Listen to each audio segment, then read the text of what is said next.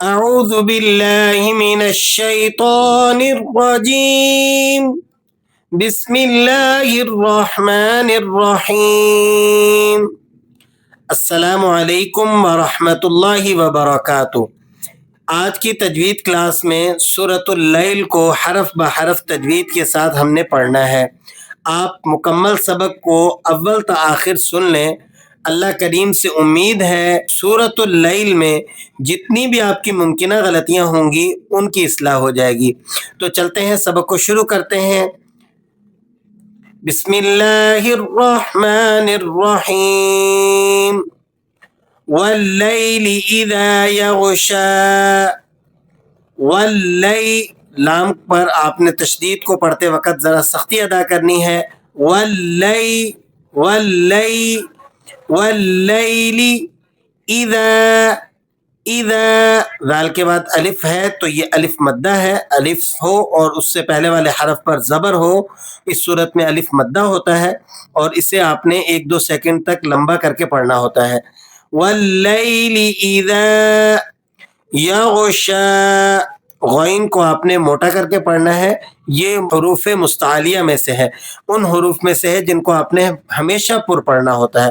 اور شین پر کھڑا زبر ہے، کھڑا زبر، کھڑی زیر، الٹا پیش، ان کو آپ نے 1 الف کی مقدار کھینچ کر پڑھنا ہوتا ہے۔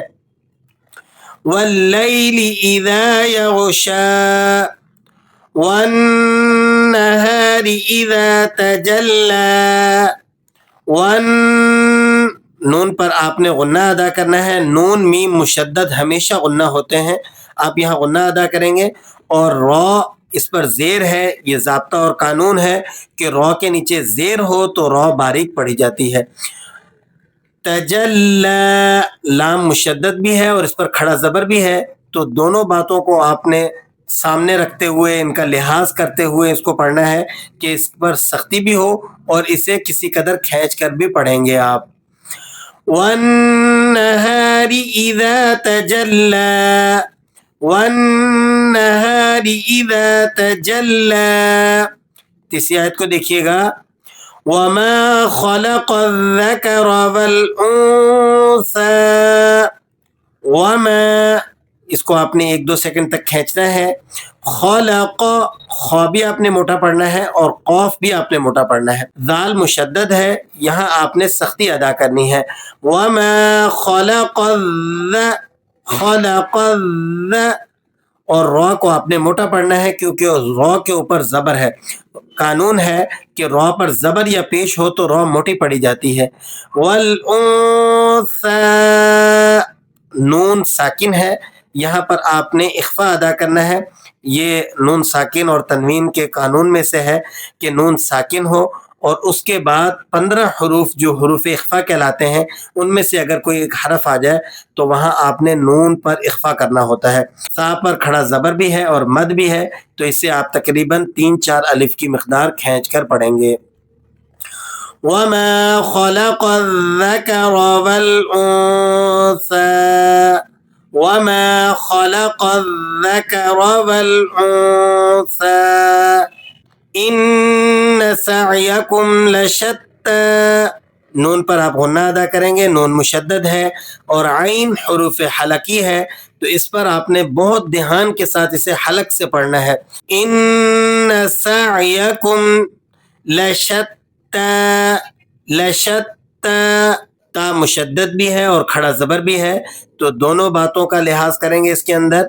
ان سعیکم لشتی فأما من أعطى واتقى، فأما من أعطى واتقى، میم مشدد ہے اور یہاں آپ نے غنہ ادا کرنا ہے۔ نون ساکن ہے اور اس کے بعد آگے حروف حلقی آ گیا، تو اظہار کے قاعدوں میں سے ہے یہ کہ نون ساکن کے بعد اگر حروف حلقی آ جائے تو وہاں آپ اخفا نہیں کریں گے بلکہ اظہار کریں گے۔ فأما من اعطى، تو پہ کھڑا زبر ہے، اسے آپ کھینچ لیں گے۔ واتقى، واتقى، اس کو پیچھے سمجھایا جا چکا ہے۔ وصدق بالحسنى، وصد، دال مشدد ہے، آپ نے یہاں سختی ادا کرنی ہے. بالحسن، با باریک پڑھے جانے والے حروف میں سے ہے. وصدق بالحسن، سین پر آپ سیٹی ادا کریں گے. فسنيسره لليسرى، فسنيسره، سین مشدد ہے. یہاں آپ نے دو باتوں کا دھیان رکھنا ہے، ایک تو تشدید مکمل ادا کرنا ہے، اور دوسرا سین حروف سفیریہ سیٹی والے حروف میں سے ہے، تو اس کو دھیان کے ساتھ آپ نے مکمل اس کے مخرج سے ادا کرنا ہے.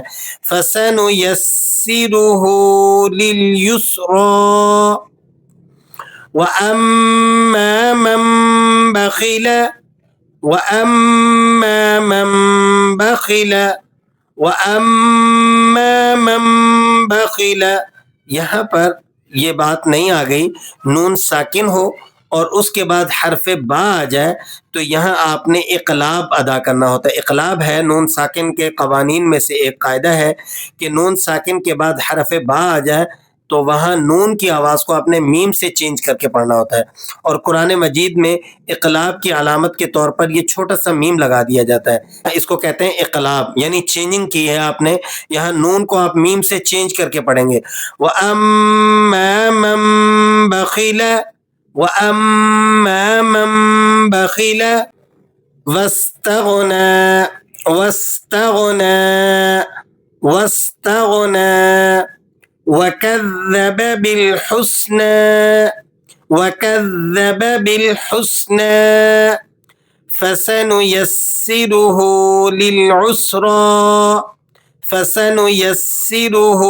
لِلْعُسْرَى وَمَا يُغْنِي عَنْهُ مَالُهُ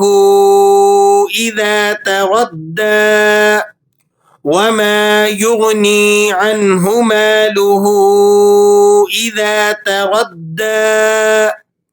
یہ حروف چونکہ پیچھے گزر رہے ہیں بار بار، اس لیے ان پر دوبارہ سے مشق نہیں کرا رہا، بس صرف آیات کو آپ کو بار بار تکرار کے ساتھ دو دو تین تین دفعہ حروف کی ادائیگی کے ساتھ پڑھایا جا رہا ہے تاکہ آپ انہیں اچھے طریقے سے ذہن نشین کر لیں. وَمَا يُغْنِي عَنْهُ مَالُهُ إِذَا تَرَدَّى.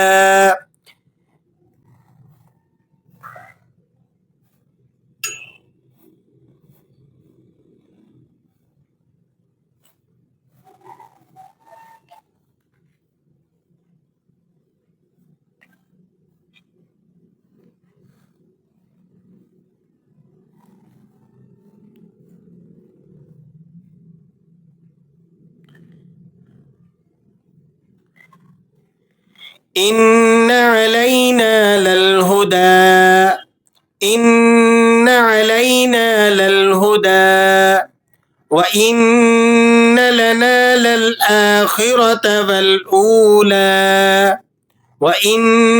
لَنَا لَلْآخِرَةَ وَالْأُولَى فَأَنذَرْتُكُمْ نَارًا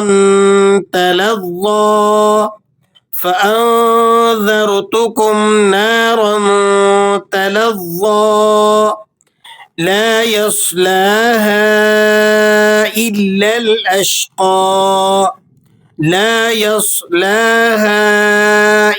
الْأَشْقَى. صاد موٹے پڑھے جانے والے حروف میں سے ہے، آپ نے اس کو موٹا کر کے پڑھنا ہے. ہا کے بعد الف مدہ ہے اور اس پر مد بھی لگا ہوا ہے، تو یہاں آپ نے 4 الفی مد ادا کرنا ہے. قانون ہے کہ حروف مدہ اور حمزہ اگر الگ الگ کلمے میں ہوں تو اس کو مد منفصل مد جائز کہا جاتا ہے اور اس کی مقدار 4 الف ہے. آپ نے اسے 4 الف تک کھینچ کر ادا کرنا ہے. تھوڑا کم بھی پڑھیں گے تو یہ بھی جائز ہے، لیکن اس کی اصل مقدار 4 الف ہے. لا يصلاها إلا الأشقى الذي كذب وتولى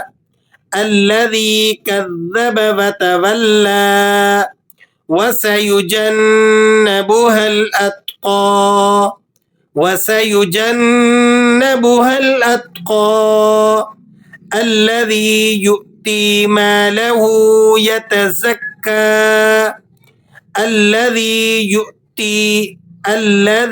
يؤتي واؤ کے اوپر حمزہ لگا ہوا ہے، تو یا کو جب آپ حمزہ کے ساتھ جوائنٹ کریں گے، ملائیں گے، تو یہاں ایک جھٹکا آپ نے دینا ہے، کیونکہ حمزہ کا یہ ضابطہ اور قانون ہے کہ جب یہ کسی حرف کے ساتھ ملتا ہے تو وہاں جھٹکے کی آواز پیدا ہوتی ہے، ایک جرکنگ ساؤنڈ کریٹ کرتا ہے۔